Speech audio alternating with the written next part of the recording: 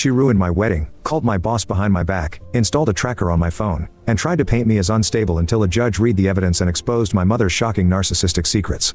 I didn't clock it as a declaration of war when my mother clinked her glass at Sunday dinner and said, "All sugar and sparkle, I'll be wearing white to your ceremony, sweet pea." I laughed, because what else do you do with something that absurd? But Celeste, my mother who treated attention like a food group, didn't laugh back. Her smile trembled, her eyes glassed over, and she launched into this trembling monologue about how I was pushing her into the shadows, how this wedding wasn't just mine, it was ours. I said it was traditionally the bride's color. She said I was calling her old. The table fell silent. And like a rookie, I caved. I told myself it was a small concession. It was actually the first brick I laid on a road that led straight through hell. After that, Mom made the entire 6 months leading up to the wedding a one-woman pageant. She booked a peel, an eye lift, and fillers the exact mornings we were supposed to meet florists, caterers, the DJ. Can we reschedule, baby? I'm still a little puffy. She'd drift into vendor calls to tweak things, rename my playlist, bump her speech to prime time, insist the centerpieces be shortened because they'll compete with my neckline. My fiancé, Liam, would close his laptop and pinch the bridge of his nose like he was trying to massage common sense into the air. "Mara," he whispered, "this isn't about roses or playlists. She's training you to move the world around her." I told him he was being dramatic. Truth, I was practiced at swallowing discomfort and calling it love. At my shower, she showed up in sequined off-the-shoulder white, heels so high my aunt had to walk her over the cobblestones like a baby giraffe. I thanked guests, and she interrupted with a story about her own wedding, how people wept in church when she entered, how the priest called her radiant like a milk pearl. Who says that? Everyone gave the polite laugh people give when they're praying a sinkhole opens beneath them.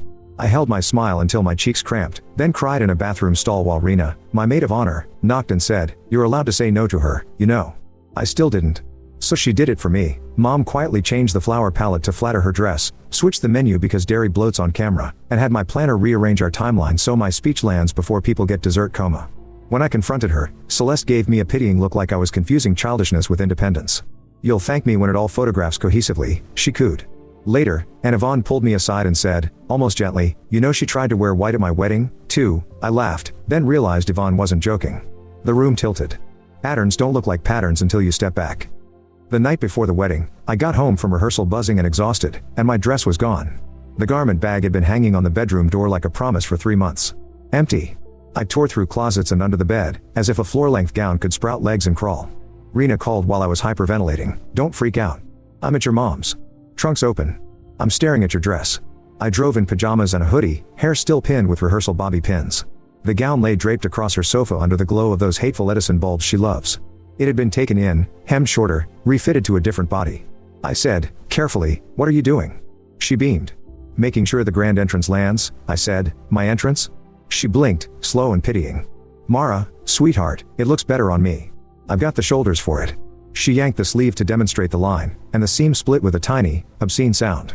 I sat in my car and sobbed until my face felt numb. Then I called her and, for the first time in my life, said a sentence my throat didn't want to form. "You are not welcome at my wedding." She unleashed the whole arsenal, accusations, tears, phone calls to relatives about my instability, but the word no had momentum. It carried me through the next day like a raft. We had a beautiful ceremony in a backup dress that didn't quite fit and somehow felt perfect anyway. I danced with Liam under string lights and felt, wildly, like I belonged to myself. We left late, windows cracked, night air soft and humming. "Don't look, but I think she's behind us," Liam murmured. I looked. Headlights, too close. He took a right, then another, our little sedan snaking through side streets. The headlights stuck. The ache behind my ribs came roaring back. We ducked into a 24-hour diner lot and sat for 20 minutes staring at the neon sign, pretending pancakes at 1:30 a.m. was a choice. Her car idled across the lot like a shark. Rena booked us a room on the other side of town. When we pulled out, the shark followed. Liam finally parked at a gas station and went to her window. I watched his hands make calm shapes in the air. He slid back into our car with his jaw tight. "She says she just wants to give you something. Won't leave until she does." I thought the tears were wrung out of me. They weren't. "Fine," I said. "Let's get her Oscar performance over with." She approached still in that crumpled, white adjacent dress, mascara smudged into raccoon confidence. She held a glossy bag out like a trophy. Inside, sapphire hairpins that belonged to my grandmother, the ones Mom promised I could wear if I proved I could handle the responsibility, her words. "I wanted you to have these," she quavered, "for your wedding night." For a second I softened. Then I saw the staging, the gas station fluorescence, the smeared mascara, the gift that made her the hero of the story. "Thanks," I said. "We're leaving." She asked, "Don't you want me to put them in?" And there it was again, the elevator pitch for access. "No," I repeated. "Good night." We drove to the new hotel. She didn't follow. I woke up to 37 missed calls and a phone that felt like a handcuff. We were flying to Santorini that afternoon. At the gate, wearing sunglasses indoors like a celebrity at rehab, was Celeste. She had a wicker basket packed like a reality TV prop, travel pillows, sunscreen, a snack mix she knew I hated, and, framed, a photo of herself in an ivory sheath. Not us. Not me and Liam. Her. I wanted to see you off properly since I wasn't allowed to attend, she said to the gate at large, as if they were the jury. I tugged her away from the boarding lane and hissed, "You need to go home." "I'm your mother," she said, voice trembling for the audience. "I care." Liam stepped in crisp and kind. "Celeste, we appreciate the thought. We really do. We also need this to be about us." Her eyes flashed. "Space from family," she said, like it was a diagnosis. I remembered my ruined dress and the white sequins of her shower outfit and the seam splitting under her hand. "It's my decision," I said. She left theatrically, looping strangers into her performance on the way. I wanted to vanish into the floor. The honeymoon was blissful for exactly 3 days. Then a knock, a gargantuan bouquet with a card that said, "Missing you terribly, call me. Love, Mom." The hotel charged it to our room because she'd called them directly. How did she know our hotel? I opened my email and felt my stomach turn. Months earlier I'd logged into my account on her laptop to print confirmations and clearly never logged out. She'd been reading my itineraries like bedtime stories. I changed every password while Liam fumed and paced the balcony. It didn't stop the daily deliveries, champagne, fruit baskets, a plush robe embroidered with Mother of the Bride, insane, but also, admittedly, well made. We snorkeled and hiked and learned to say thank you in Greek. Every night there was another reminder that my mother had borders like fog. We came home to the smell of rosemary and lemon drifting from our kitchen. A key sat under the mat. Celeste was at the stove in an apron that said kiss the cook, and call your mother. Surprise. She chirped. Liam's voice dropped an octave I'd never heard. How did you get in? She waved, breezy. When you asked me to water plants last month, I made a copy. It felt practical, she said, practical the way some people say blessed. Liam took the key. Please don't come over unannounced again. Tears swelled instantly. After everything I do for you, she gasped. And that old guilt, trained into me like a tricks dog, rose again, only this time it bumped into a backbone. Mom, I said, we need boundaries. She left in tears. We ate the dinner she cooked anyway because we are human and it smelled good and the rosemary did nothing wrong. The next morning at my studio, the tiny UX firm where I design app flows and drink too much coffee, my boss called me in. Is everything okay at home? She asked gently. Because your mother rang yesterday. Twice. My chest went cold. What did she say? That you're overwhelmed. That your new husband is isolating you. She asked whether we could lighten your workload before something breaks. I felt every hair on my arms lift. My mom had never met my boss. She'd never been inside my office. But she'd called my work to sandbag my credibility like a trench. I explained as neutrally as I could. My boss nodded, kind. We'll keep your personal life personal. It didn't stop Celeste from calling friends, Liam's parents, even our landlord, spooling the same narrative about decline and concern. We changed the locks. We screened every call. I posted less. She found other angles anyway. Liam and I started daydreaming about a place farther from the gravitational pull of her zip code. We told no one. We browsed listings quietly, passing phones across the couch, making little noises over paint colors and potential book nooks. One Saturday she invited us to lunch to talk. We arrived to find Celeste seated with a man in a crisp navy suit. Mara, Liam, this is Adrian. He's a realtor, she trilled. We've been scouting on your behalf. My jaw went loose. How did you know we were looking? She patted my hand. A mother knows. I stared. How did you know, Mom? She never was good at holding eye contact when cornered. I might have installed a teeny safety app on your phone. Just to know you're okay. The room narrowed to a tunnel. Give me the phone, I said. Right now. She clutched her purse. We both reached for it. The clasp snapped. Lipsticks and receipts and a little notebook spilled onto the floor. The notebook had my life in it, lunch dates circled, times I'd called Liam from the parking lot, places we'd gone, notes on who said what. Each page was dated, neat, obsessive. I looked up and she had the audacity to look wounded. This is what mothers do, she said. We keep track. No, I said, my voice barely mine. This is surveillance. She rolled her eyes, a teenager in a 62-year-old's face. Don't be dramatic. But the dramatic thing was that I was suddenly very calm. Because sometimes clarity blazes through like heat lightning. I need a break from you, I said. No calls. No drop-ins. Nothing for a while. She reached for me. I stepped back. For once, she didn't have a speech ready. Just that flicker of something like panic. You'll regret this, she said, softly, like a curse. I took Liam's hand and we walked out into the sunlight feeling skinless and also, somehow, 10 pounds lighter. We went home, factory reset my phone, nuked every password, and texted my dad. He sounded tired in the marrow. I'll talk to her, he said. She doesn't mean to hurt you. That was always the family thesis, intent over impact. But I'd finally learned that a broken window is still broken, whether the rock was thrown on purpose or by accident. For 2 weeks, it was blissfully quiet. Liam and I found a small cream brick bungalow with a crooked willow in front and a sunroom that begged for plants I would probably murder. We made an offer and it got accepted. I ruined my streak and called my dad, Giddy. "Come see," I said, "but please, just you." He promised. He meant it. And yet, when his car pulled to the curb, the passenger window whirred down and there she was wearing a blazer and a tape measure like a TV host who'd gotten lost on the way to set. "Don't be silly," she said when I blocked the walkway. "Of course I need to see where my daughter will live." "No," I told her. "You don't." She glanced at my dad for backup. He stared at the steering wheel. Her laugh was brittle. "Boundaries?" she said, like the word itself was bougie. "I'm your mother. And I'm an adult," I said. "We decide who comes in." She huffed back into the car, then rolled down the window to toss a final barb. "Don't expect me to help decorate if you shut me out like this." I almost smiled. The furniture could survive without her. We'd already proven we could, too. My dad lingered in the driveway and said, quietly, like he was confessing a crime, "She's seeing someone. A therapist. Her name is Dr. Gray. It's new, but she's trying." The knot in my chest didn't untie, but it did loosen a fraction. "That's good," I said. And it was. Progress starts like a rumor, fragile, easy to deny, still there even if you pretend you didn't hear it. For a few weeks, Celeste kept her distance. Dad said therapy was uncomfortable but productive, which is therapy's entire brand.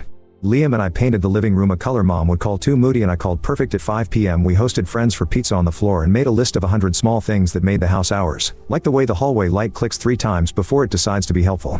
I was almost starting to believe the center of our life was finally ours. Then our housewarming party happened. She arrived with my dad and a gorgeous fig tree I had no business accepting responsibility for. She was muted. Complimented the sunroom. Asked about my job without that sharpening in her eyes she gets when she's hunting for leverage. I clocked the difference but didn't trust it. I should have trusted my gut. In the kitchen, I overheard her telling Liam's mom, "Of course I'll help them redo this place. Mara's taste has always been experimental."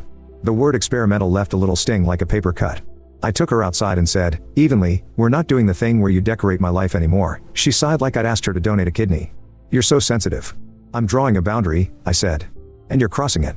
The party air changed temperature. "I think you should leave," I added. She searched my face for a crack to wedge open and, finding none, stormed past me, tugging my dad by the sleeve. I wanted to cry and didn't. I wanted to apologize and didn't. My phone buzzed 30 minutes later with a family group text from Celeste. "After all I do for her, my own daughter kicked me out of her party. Pray for her." I put my phone face down and went back to pouring lemonade like my hands didn't tremble. For 2 months after that, silence again. My dad reported therapy was continuing and that narcissistic tendencies had been mentioned in hushed tones like the phrase might escape and bite someone. I started letting myself picture a version of my life where my mother existed on the other side of a line she respected. And then a certified letter arrived with a law firm's name stamped across the top like a thunderhead. "Return all items belonging to Celeste Ansel currently in your possession," it said. The list included her grandmother's sapphire hairpins, which she'd theatrically gifted me in a gas station lot, a few wedding presents that had been given to us on her behalf, and, wildest of all, our wedding album. She'd never even seen it. She wanted it anyway. I called my dad, voice shaking. He sounded deflated. "She thinks it's a way to regain footing," he said.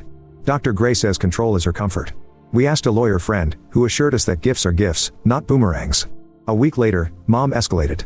She came to our porch when she knew I was at work and tried to convince Liam to let her collect her property. When he didn't, she threatened to call the police. He called me. I flew home. A patrol car idled against our curb while my mother blinked furiously at an officer, telling a story about stolen heirlooms in a voice she uses to return shoes outside the window, sweet on top, acid underneath. The officer took one look at the emails Liam showed him and the gift photos on my phone and said, kindly but firmly, that this was a civil issue. Mom pivoted on her heel and stared at me like I'd personally dismantled her life. "See what you made me do?" she said. I didn't want to involve the police. And as I opened my mouth to answer, heart pounding, hands steady in that eerie way they get when the worst part is over, I saw the way her gaze slid past me to the living room window, to the tiny framed photo of our first night in the house. I realized she wasn't looking for reconciliation, she was mapping routes in. Which is why the next words out of my mouth tasted like metal and relief. "Mom, if you can't respect our boundaries, you don't get to be inside them."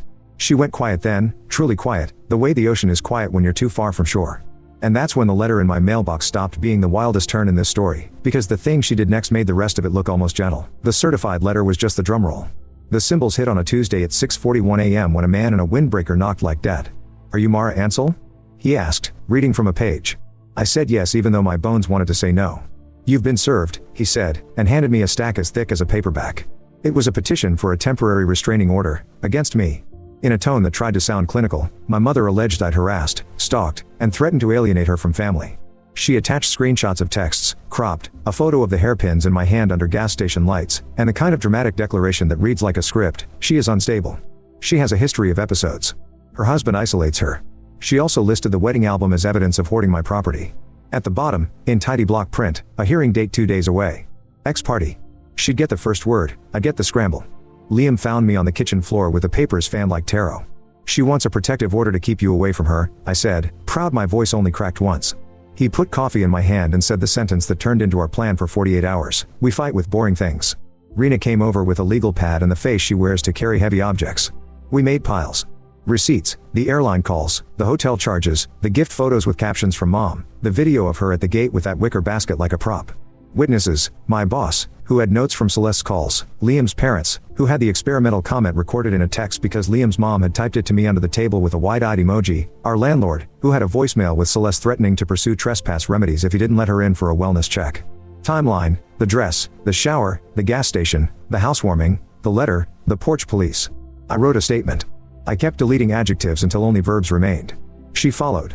She accessed my accounts. She installed a tracking app without consent. She called my boss. She attempted entry without notice. She called police with a property claim. I added a copy of the email from mom's certified letter threatening to sue for the hairpins, then the photo of the hairpins in my hair on our wedding night, the card in her handwriting, for your wedding night. Love, Mom. Gifts don't boomerang. Lawyers say that and I chose to believe them. My dad called that afternoon with the voice of a man carrying 2 bags, one marked love, one marked reality. She filed, he said, unnecessary. I tried to talk her down. She said Dr. Gray told her to take back control. He paused. I don't think that's what Dr. Gray meant. He asked if I wanted him at the hearing. I did and I didn't. Come, I said. But if she tries to use you like a prop, leave. He said okay like he meant it and might be strong enough to do it. The morning of court, I put my statement in a folder the way you put a tiny paper boat in an ocean and hope.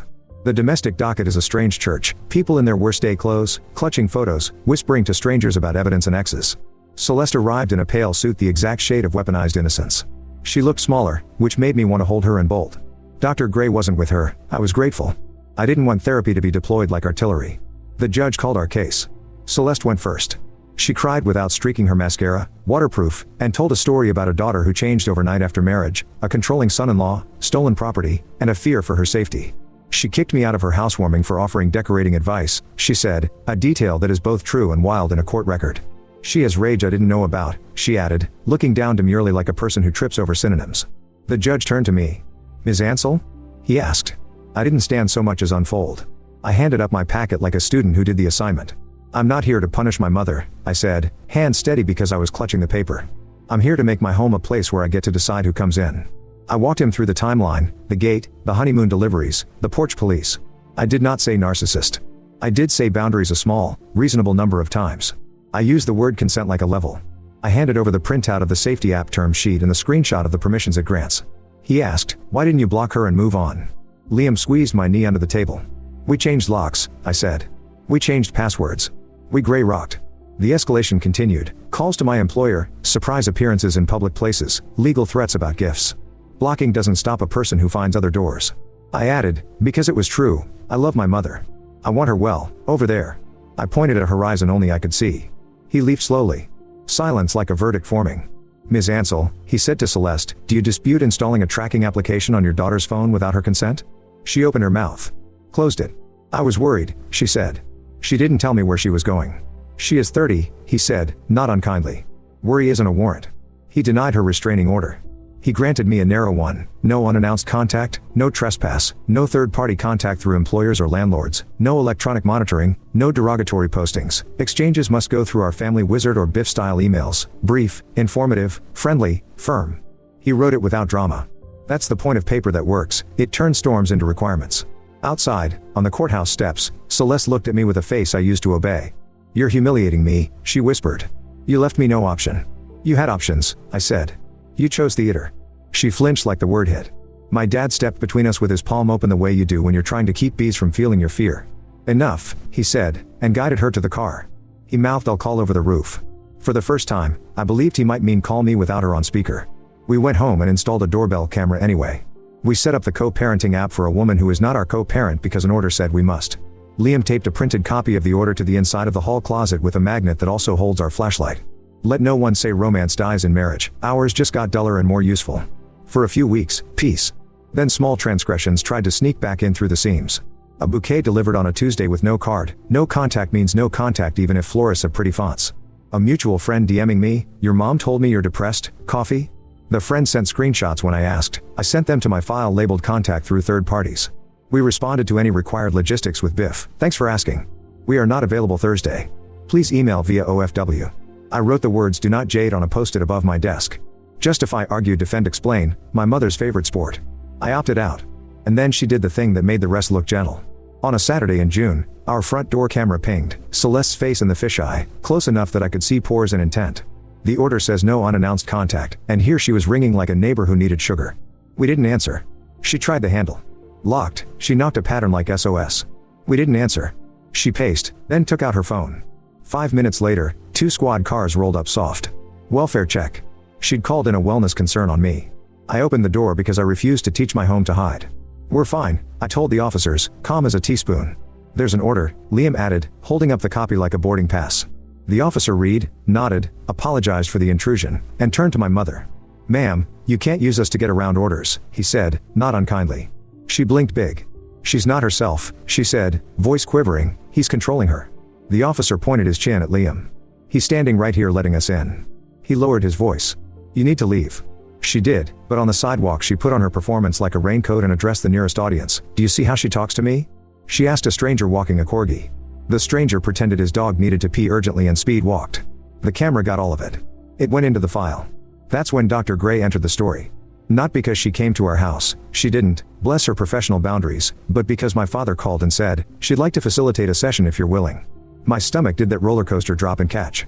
I was not interested in being ambushed by therapy. But a facilitated message, a chance to set terms in a room with someone who won't let my mother rewrite the dictionary, felt different. We agreed, with conditions printed and emailed. 1 hour, no interruptions, 1 person talks at a time, the order still stands before, during, after. We chose Zoom because neutral is a shape a computer can hold when a living room can't. Dr. Gray looked like a person who knows how to sit inside other people's storms without getting wet. "My role," she said, "is to make sure both of you are heard, not to make either of you right." Celeste started. "I raised you," she said, as if that were a list of receipts. "I gave you everything. I was there when you had fevers, when you scraped your knees. You cut me out. You're cruel."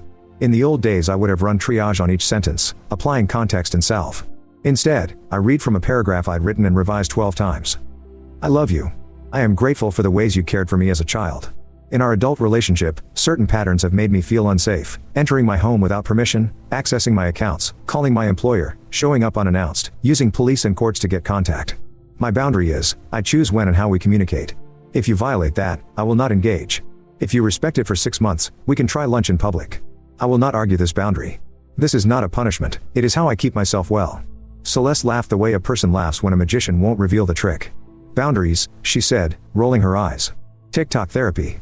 Dr. Gray didn't blink. "Celeste," she said gently, "your daughter has told you how to have a relationship with her. That's a gift. Can you reflect back what you heard?" Celeste's chin trembled like a lie wanted out. "She's making rules to hurt me." Dr. Gray tried again. "Reflect, please." "She wants space," my mother said finally, as if admitting a weather pattern. "She wants to control when I can see her." She swallowed. "She's afraid of me." "I'm afraid of your behavior," I corrected softly. "Your behavior is something you can change." The sentence hung there like a new shelf. Dr. Gray nodded as if something had slotted into place. "We can work with behavior," she said. "We cannot work with other people's insides." We ended without a hug, which is the best ending some sessions can have. The order held. I sent the follow-up email Dr. Gray asked for, plain and unpoetic, and put a calendar reminder for 6 months out labeled possible lunch. Not an invitation. Just a date that might become one. The next months weren't movie montage good. They were better in the boring way that makes life livable. The fig tree Celeste brought us did not die immediately. Small miracle, Liam and I fought about laundry once and then ate cold pasta out of the pot and laughed because fighting without an audience is, it turns out, intimacy. My boss gave me a project that made my brain hum again. My dad started coming by on Thursdays for tea and absolutely no updates unless you ask, which he mostly kept, and when he slipped he corrected himself without me having to be the cop. Celeste adjusted. Not gracefully, not fully, but enough that the temperature in the room when we said her name didn't change. She emailed through the app when she needed to, which wasn't often.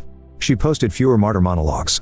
She did, once, try to deliver a throw pillow she thought would help the moodiness of your paint, and when Liam responded from the porch, "We're not accepting gifts right now, but, thank you," she didn't cry on the sidewalk. That's not nothing. Her therapist likely earned whatever she charges that week. On Thanksgiving, my dad hosted. He sent 2 invitations, one to me and Liam, one to Celeste, with different arrival windows, a strategy he called 2 ships docking. It worked. We were leaving as she pulled up. She rolled down the window and, for a second, we looked at each other without stage lights. "You look healthy," she said, like a question.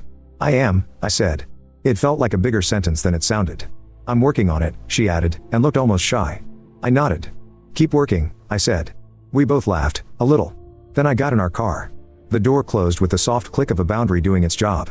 People on Reddit always ask for the hack, the one weird trick that fixes family systems. I don't have one. I have a folder called Order with PDFs and screenshots. I have a doorbell camera. I have a partner who says, "We fight with boring things and mean spreadsheets and court dates and emails that use biff instead of paragraphs that try to teach someone how to love you." I have soap that smells like rosemary, and I cook with it, and when the smell rises I can separate the herb from the memory. That took work. Sometimes I take the sapphire hairpins out of their box and look at them in quiet. I wore them for our anniversary, not because I forgot the gas station but because I remember all of it. The card is still in the box, for your wedding night. Love, Mom, and it is both true and not, and I'm allowed to hold that complexity without letting it scrub me out. 6 months passed. The calendar reminder pinged. Possible lunch. I didn't click snooze. I wrote, "Hi, Mom. I'm available for lunch at 12 on Saturday at the Red Fern. If you agree, no talk of court, orders, or my marriage, no gifts, 1 hour. If you're not able to do that right now, we can try another time." I sent it. I shut my laptop. I went outside and pulled 2 weeds from the garden and argued with a snail about jurisdiction. She said yes. She arrived on time, with empty hands. She did not wear white. She did not cry. She complimented the soup and told me about a book her therapist assigned and resisted the urge I could see creeping up to ask if I was ready to let her in the house. When the hour was up, I stood. "Thank you," I said. "I can do this again in a month if today's agreement sticks," she said, okay, like a person practicing a new language. It didn't feel like a reunion. It felt like a civilization built after a flood, measuring, placing stones, hoping for dry seasons. It felt right. Back at home, the hallway light clicked 3 times before it decided to be helpful. The fig dropped 1 leaf and kept 2. Liam twined his fingers with mine and said, not like a question, "We're okay." We are. A safe life doesn't always sound like triumph. Sometimes it sounds like paper sliding into a plastic sleeve. Like a door clicking once. Like a phone staying quiet on a Saturday. Like soup, and an hour, and a small word said without theatrics, "Okay."